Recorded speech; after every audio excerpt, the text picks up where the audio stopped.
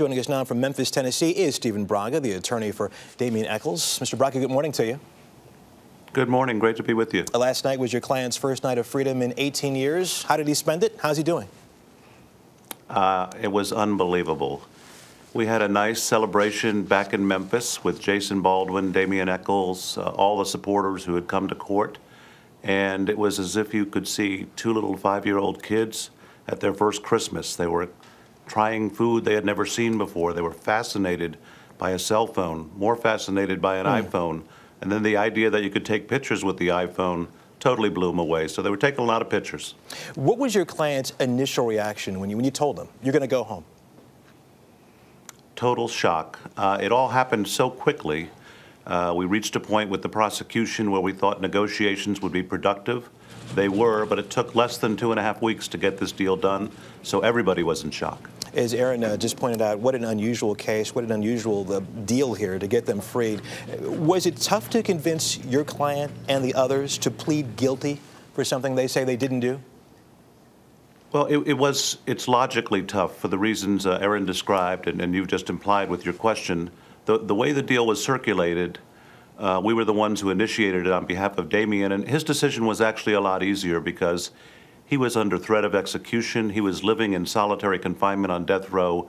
He had to get out of there, so his decision was pretty easy. Jason Baldwin's the young man who is really the hero today. He had a very difficult decision to make. He wanted to fight to the end to get found innocent in court, but he recognized that if he took the deal, he could free Jesse and Damien and himself, but more importantly, save Damien's life. From your client's point of view, what was the turning point after all these years?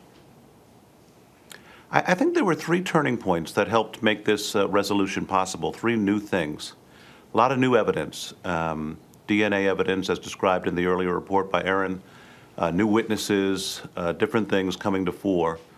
A new hearing. The Arkansas Supreme Court gave these young men a new hearing last November in a ruling that was unprecedented, and that hearing was coming up in December, so there was some pressure there. And perhaps most importantly, a new judge. The trial judge who had been on the case for 17 years was elected to the state Senate. A new judge, David Laser, was appointed, and that brought a fresh perspective to the whole case. Mr. Braga, very quickly, let me ask you, what does your client think, what does he want to say to those people in the community who still believe that he and the other 2 still killed these boys? Well, they're wrong.